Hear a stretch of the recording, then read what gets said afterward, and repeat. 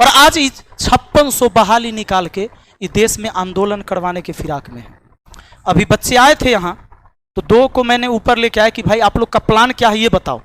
तो इन्होंने कहा कि सर राम मंदिर से पहले हम विरोध करेंगे कि पहले ही बहाली नहीं तो राम मंदिर। हम कि उससे इसको कनेक्शन नहीं है, उस बात से इसको कनेक्ट करने की कोई जरूरत नहीं है। वरना आप जब विरोध ये बात करके करेंगे ना तो कुछ लोग कहेंगे अच्छा राम विरोधी हो। बात है समझ में? मुझे मांगना है मेरा हक। आप राम मंदिर 1 न 4 बना दो, अच्छी बात है, अपने देश में बना, बिहार में जानकी जी का बना दो, मां जानकी के लिए मंदिर बना दो, बनाओ सीतामढ़ी में, हमें कोई दिक्कत नहीं।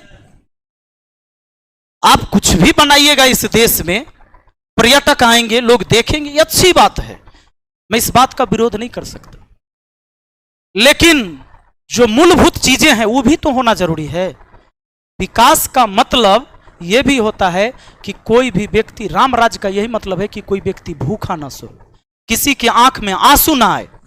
लेकिन यहां क्या है, ये 5600 बहाली देकर इसका क्या मतलब है? भगवान भी कहते हैं कि तुम मेरे सहारे मत बैठो, मेरे इंतजार में मत बैठो, तुम काम करो। कर्म ही सबसे बड़ी पूजा है। तुम काम नहीं करोगे तो तुम्हारा पेट नहीं भरेगा। पर हम काम कहां करें?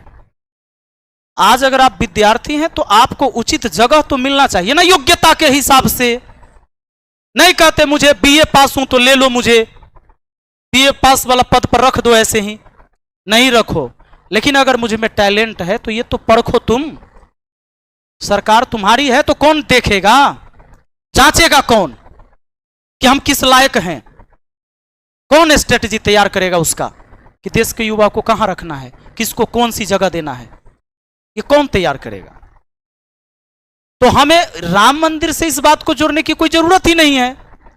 अगर आपसे गलती से भी बोला जाएगा, किसी से बोला गया, तो उस भीड़ में ना जाने दूसरे उपद्रवी घुस जाएंगे।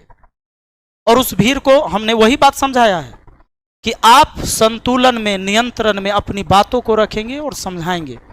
यह प्रोटेस्ट सिर्फ ऑनलाइन नहीं होगा, क्योंकि अभी हम लोगों ने ट्विटर पर जो कैंपेनिंग किया था, पूरे विश्व में 4थे नंबर पर रहा था ट्विटर कैंपेनिंग। भारत में तो पहले स्थान पर आया था। लेकिन आपको दिखा कि देश का कोई भी बड़ा मीडिया एक बार भी उस बात को दिखाया? जब ट्विटर पर दिन भर फर्स्ट रैंक पर रहा हो मुद्दा, ये मुद्दा नहीं है, अकेला हो गया ही, एक आदमी कर दिया ही, 10 आदमी मिलकर ही कर दिया। लोगों की जरूरत है तभी तो ट्वीट किया होगा। और ट्रेंडिंग में दिन भर रहने के बाद पूरे देश का एक भी मीडिया बिकाऊ है। इसने एक बार नहीं दिखाया कि भाई आज ट्विटर पर ट्रेंड में क्या चला था दिन भर। क्यों? क्योंकि उसको कोई मतलब इस चीज से नहीं, उसको मतलब इससे है कि सरकार क्या दिखाना चाहती है। कोई भी सरकार, मीडिया उसके अंदर होता है, जबकि यह नहीं होना चाहिए था। मीडिया को स्वतंत्र होना चाहिए। तो मीडिया का तो कोई वैल्यू नहीं। तुमको हम बार बार कहते हैं कि तुम जो हमारी वीडियो देखते हो तो एडिटेड है। अब हम पढ़ा रहे हैं, मुझसे कोई गलती लग रहा है तो मैंने उसको काट दिया है, दूसरा चीज पढ़ाए। तो मीडिया आपको वो चीज दिखाता है जो वो चाहता है, एडिट किया हुआ है वो चीज आपको। अब आप वो चीज देख के आप समझते हैं कि यही चीज है सही, क्योंकि आप देखते वही है। तो मीडिया का अहम रोल होता है।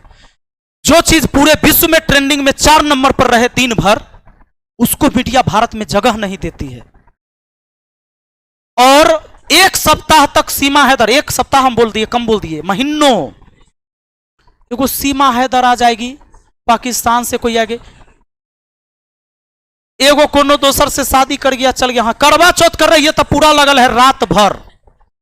तोहर करवा चौथ कौन कर रहा है हुआ? तो तू माइक ले ले, यहां है तोहर पत्नी केकरा साथ करवा चौथ कर रही है? उस दिन तो सब उसका करवा चौथ करवा रहा था।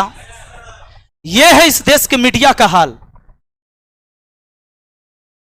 मतलब हम क्या आपको बताएं, ऐसी ऐसी फालतू वाहियात चीजें पर चर्चा करेगा। अच्छी चीजों पर चर्चा करो ना भाई, सरकार की अच्छी चीजें भी दिखाओ और उसको यह भी दिखाओ कि आप जहां जो कर रहे हो वो गड़बड़ भी हो रहा है। तुम दिखाओ, सरकार जो कर रही वो दिखाओ, ताकि लोगों को पता भी तो चले कि सरकार नया चीज कर रहा है। लेकिन ये भी दिखाओ कि जनता परेशान हो रहा है, जनता को क्या नहीं मिल रहा है। ये चीज कब दिखाओगे? तो ये चीजें नहीं है। किस कोई बैठा हुआ है खाली एगो विरोध कर ले तो ओकरा अच्छाई नहीं दिखता है, ओकरा एको बार अच्छाई नहीं दिखता।